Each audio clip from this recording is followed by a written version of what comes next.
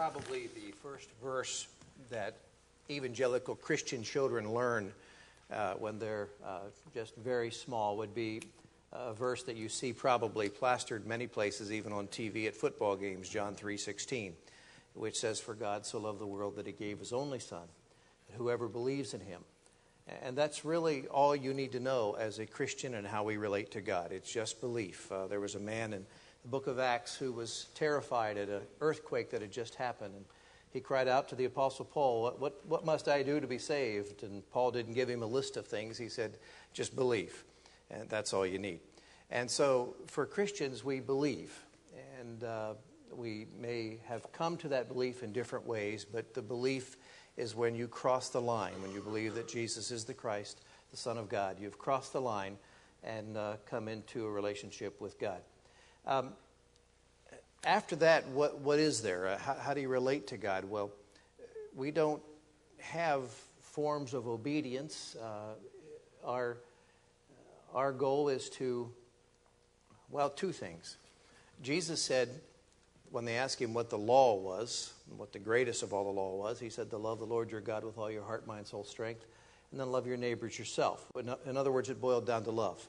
So I don't have to worry about what I can't do.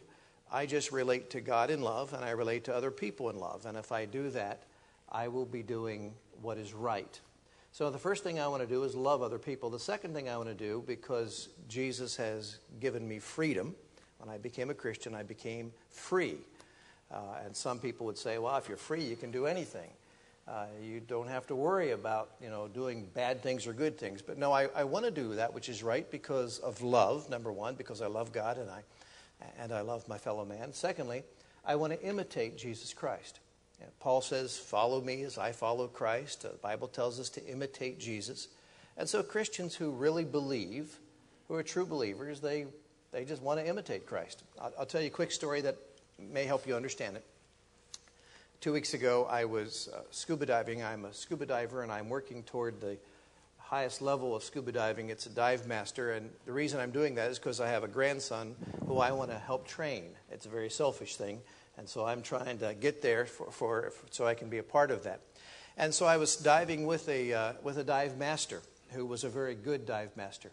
And as we were diving, I would look over at him and watch his bubbles and how often he would breathe. And so I'd get my bubbles in the same pattern as his. And I'd only breathe when he breathed.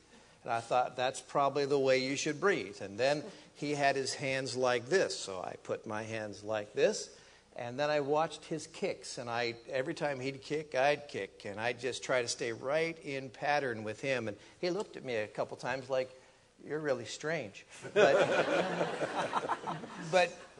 my point was, if that's what it is to be a dive master, if that's how you breathe, if that's how you swim, if that's how you look, I want to do that. I want to imitate that. And so I spent the entire dive trying to imitate him.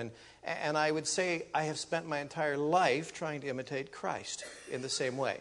I want to be in step with the Spirit, as the Apostle Paul says. I want to enjoy my freedom as a Christian because I believe, but at the same token, I don't want to misuse my freedom. I want to love other people, and I want to imitate Christ.